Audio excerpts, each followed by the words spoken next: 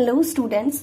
तो आज मैं टैक्सेशन के first chapter income from house property जो कि आपके क्लास 12 में है उसके बेसिक कॉन्सेप्ट्स को बताऊंगी और किस तरीके से सम्स करते हैं वो आज हम लोग सीखेंगे। तो अगर आपको ये वीडियो पसंद आए then please like my video and subscribe my channel. अभी बेसिक हम शुरू करते हैं। सबसे पहले इनकम फ्रॉम हाउस प्रॉपर्टी के सेक्शंस की बात करते हैं कि इनकम फ्रॉम हाउस प्रॉपर्टी का जो चैप्टर है वो कितने सेक्शन से कितने तक है। तो सेक्शन 22 से लेकर के 27 तक है। उसके बाद सबसे पहला पॉइंट कि इनकम फ्रॉम हाउस प्रॉपर्टी है क्या। रेंट और revenue derive from the letting out of the house property is known as house property income.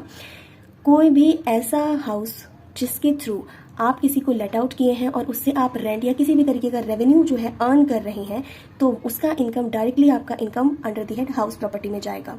Provided that the relationship between pair and पेई, मतलब जो दे रहा है जो ले रहा है, must be the relationship of landlord and tenant. उसमें रिलेशन क्या होना चाहिए, ओनर या लैंडलॉर्ड और टेनेंट का होना चाहिए। Such income taxable under the head income from house property, और ये इनकम मेरा जाएगा कहाँ, हाउस प्रॉपर्टी इनकम में जाएगा। तो समझ में आएगा बेसिक जो मेरा कंडीशन है वो फुलफिल होना बहुत ज़रूरी है। लाइक पेयर एंड पे का रिलेशनशिप क्या होना चाहिए, लैंडलॉर्ड और टेनेंट का ऑलवेज, तभी जा करके मेरा इनकम फ्रॉम हाउस प्रॉपर्टी में हम उस इनकम को डालेंगे। ये रहा मेरा डेफिनेशन।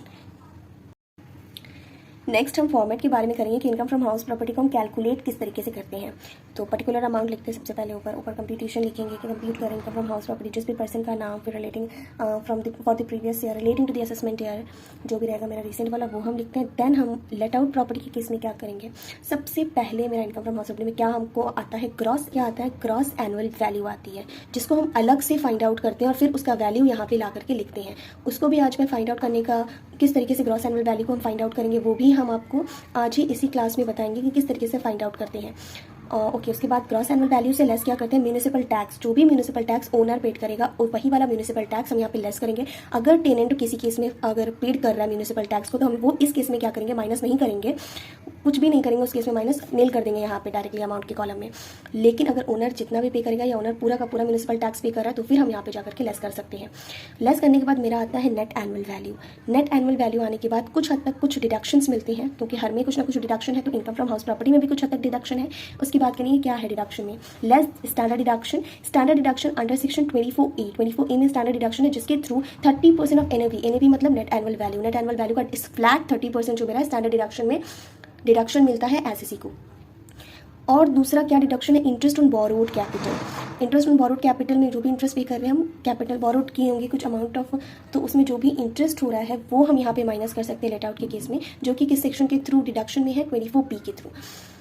उससे ऐड करते हैं हम अरियर रेंट, ऐड करते हैं रिकवरी ऑफ अनरियलाइज रेंट। कभी हम अनरियलाइज कुछ रेंट जो है वो हम टेनेंट से नहीं ले पाए किसी भी वजह से, तो फिर बाद में अगर हमको वो मिल रहा है तो हमको उसको यहाँ पे ऐड करके शो ऑफ करना होगा, रिकवरी हो रही मेरी अनरियलाइज रेंट की। ये सारा करने के बाद मेरा इनकम फ्रॉम हाउस प्रॉपर्टी निकल जाता है।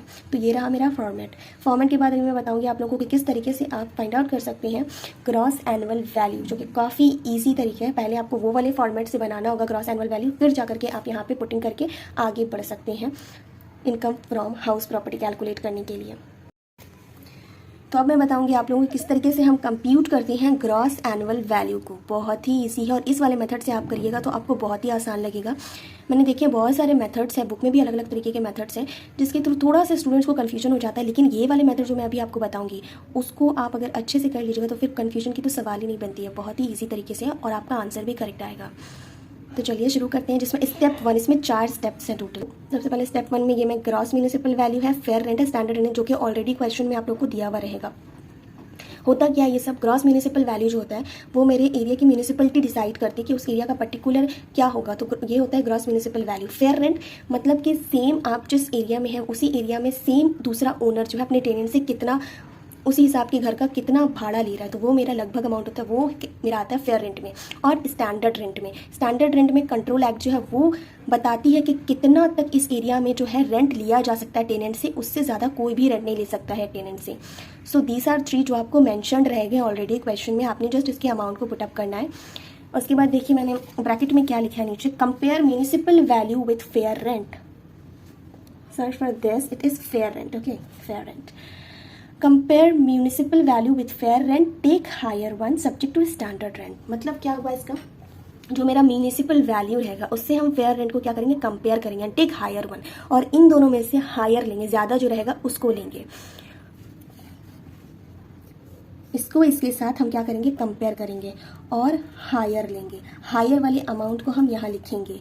उसके बाद हम क्या करेंगे, higher one subject to standard rent. फिर हम इस वाले अमाउंट से जो मेरा निकाला है, इस वाले अमाउंट से हम कंपेयर करेंगे स्टैंडर्ड रेंट को और लोअर वन लेंगे। मतलब इससे ज़्यादा तो कोई हो ही नहीं सकता, क्योंकि हम बता दिए ना, कंट्रोल एक्ट फाइंड आउट करता है कि इससे ज़्यादा तो रेंट हो ही नहीं सकता। इसी के लिए ये वाले वैल्यू से हम क्या करेंगे, लोअर वन चूज अप करेंगे। तो ये यहाँ पे मेरा स्टेप 1 कंप्लीट हो जाएगा। ठीक है, यहाँ से एक वैल्यू आएगा जो लिखेंगे।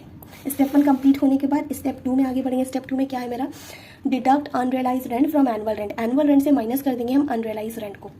एनुअल रेंट मतलब आपको बोलेगा कि कुछ मंथ मतलब 5000 या 6000 पर मंथ है, तो उससे 5000 इंटू 12 करके आप एनुअल रेंट निकालेंगे। उससे माइनस क्या करेंगे, अनरियलाइज रेंट को, मतलब जो रेंट रियलाइज नहीं कर पाया ओनर अपने टेनेंट से, वो यहाँ पे माइनस होगा। मतलब उस पीरियड में टेनेंट रहा है लेकिन उसके बावजूद भी पैसा दिया नहीं है, तो अनरियलाइज्ड हो गया ओनर के हाथ में।